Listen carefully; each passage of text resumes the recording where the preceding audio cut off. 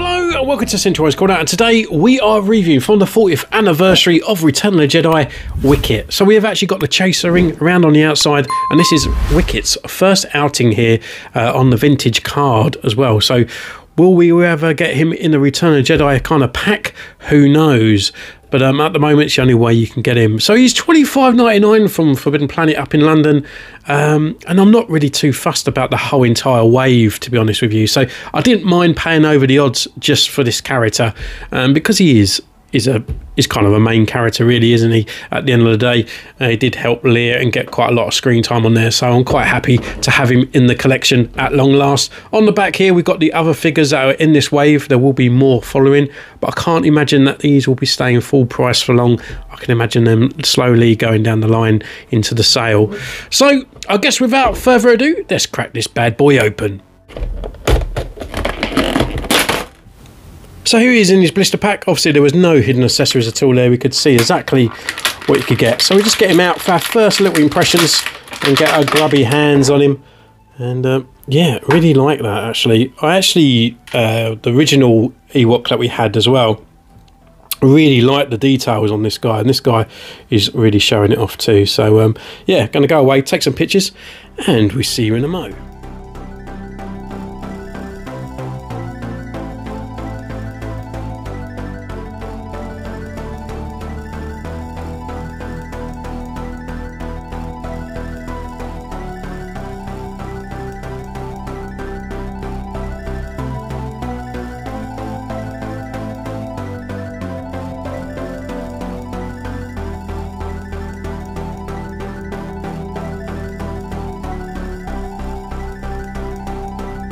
So welcome back. We've been away, we've taken his pictures, and what can I say about the figure? Is he worth £27? I guess in a way, you know, you got to think of it as a character. It doesn't necessarily have the full plastic there, but the Wicket is done really well. The paint apps are really nice as well, and he comes packed with quite a few accessories, which I haven't put on the side here.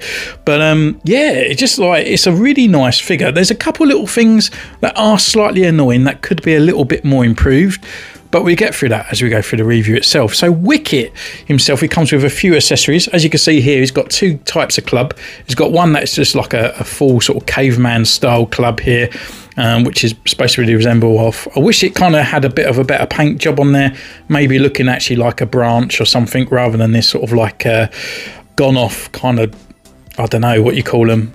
Is it knickknacks? Just the crisps. On this side, we've got a kind of a more of a club with a kind of brick bit on the end with like I guess it's bind to the actual stick itself. I'm not too sure if it's supposed to be a torch, maybe it's supposed to have a flame and it's just unlit. I'm not too sure, but they do look like clubs. Maybe two drumsticks for hitting Imperial helmets. But yeah, he holds them both really nicely. You can see they both sort of fit in his hands, and that's kind of it. I mean, the actual details on the wood isn't really there. It got a bit of a texture to it, but that's about it. We'll take that one out, and then he actually comes with his spear as well, and we can just plug that into his hands. It's a little bit too thin, so it does slide right through, but you can hold it in both hands, and this is the only thing I would say about the actual figure. So you can actually make him hold it with both, just like so, but you can't really twist his head around to make him look like he's sort of maybe like doing a forward thrust with the spear. He's always kind of at this kind of sort of angle. I want to kind of sort of like twist it around so he looks like he's sort of like jabbing that way, but it's really hard to do so. But yeah, the spear itself is just very, very, just not a lot of detail at all. That's not even looking like wood. Got a bit of bine up here, and then obviously the stone little flint part at the top, which is, at least that is painted. That one away, we actually got a bow and arrow. And it suffers with the same kind of thing for his articulation, unfortunately. So if you want him to aim sort of forwards and stuff, he hasn't got the articulation there to bring it right around. But you've got the little arrow that fits in here, and if you wanted, you can actually bend this back and get it into the right place and whatnot. So it is quite nice that they've actually included that as well. Looking at the bind, we've got this bit around here, the details, we've got this extra little kind of part on here, so it obviously like hits the actual arrow itself. And the arrow again is a bit like a tiny spear. and that is it really, and that is his accessories. But he comes with, you know, his 4 accessories there, which is quite nice. And I guess the other accessory that we could actually say is actually his kind of cowl, which can be removable, so we can actually take that off, and pops over his ears.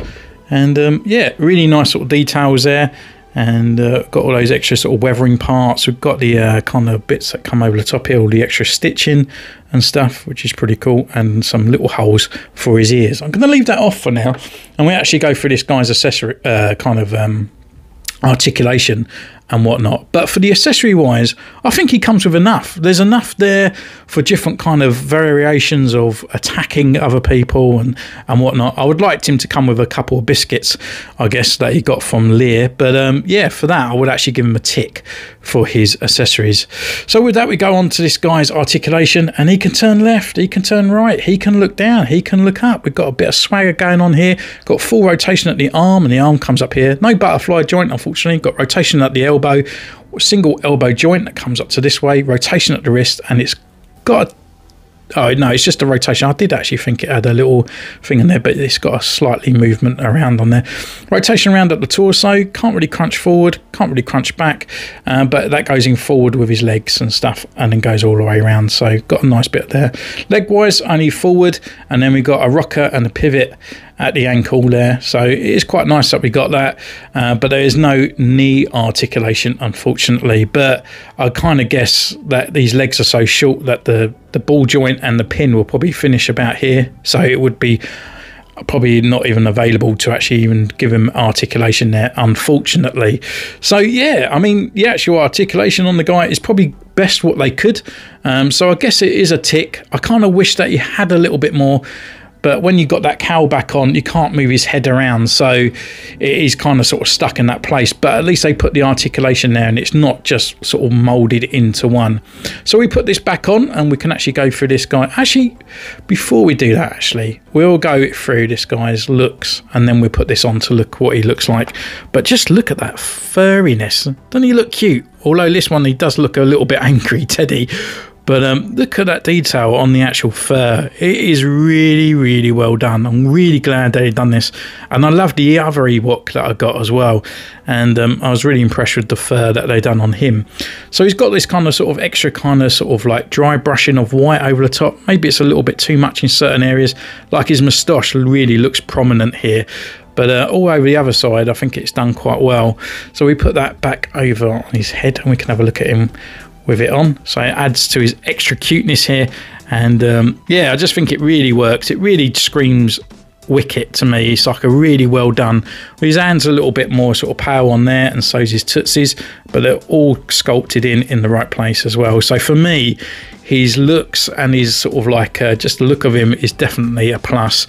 And actually, I think the figure is deserving of at least a gold. I really think that they've done the best they could with this guy, and putting in a lot of effort. So for me, it is a gold figure. You might not necessarily agree. You might not necessarily think it's worth that amount of money. But where I've saved money not buying all the other kind of like wave and all that, I feel like a bit of a godsend of saving money. I really think it's like a gold figure. Maybe just a few extra paint apps on the weapons, and it would be a lot better. So just for instance, we're just bringing a few other characters here. So this was the other Ewok I got. I haven't got the one that was from the Heroes pack. So this is the only singular sort of release so far of an actual Ewok. We should be getting, is it Pablo? I think in the later sort of versions of the 40th anniversary there. But yeah, this one I rocked this one as well. I thought it was a really good figure. I really enjoyed taking pictures and stuff of this one as well. So yeah, having more Ewoks as well on the shelf is pretty cool, and you can see that size difference as well. And then we can bring in a Spider-Man one from Marvel Legends of Peter Porker, and you can see the size difference on there. What else have I got around to show some sort of sizes? I still have friggin' Nan here. He can just stand up, or maybe not so, just to give you a sort of a size comparison to a normal kind of Black Series sort of heighted figure. And I did think that I had Endor Lear around, but it just seems to be that I kind of picked her up and didn't. Oh, there she is. Look at me, not all prepared or ready at all. But here she is, where you got the nice sort of like look for these guys. Well, it should be pretty cool. Well, maybe not with Spider-Man, but you never know. He might appear in the background for some kind of multiverse action.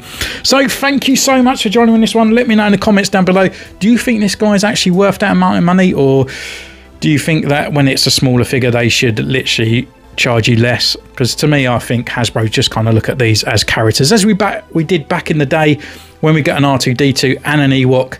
You know, it kind of makes up the wave kind of price, and we never actually ever paid for a lower price for these guys back in even in the 80s. So let me know in those comments down below. You can subscribe, ding the bell, follow me on Instagram. You can join the channel as well for 99p or 99 cents, wherever you are from, and I will see you next time. Take care. Bye.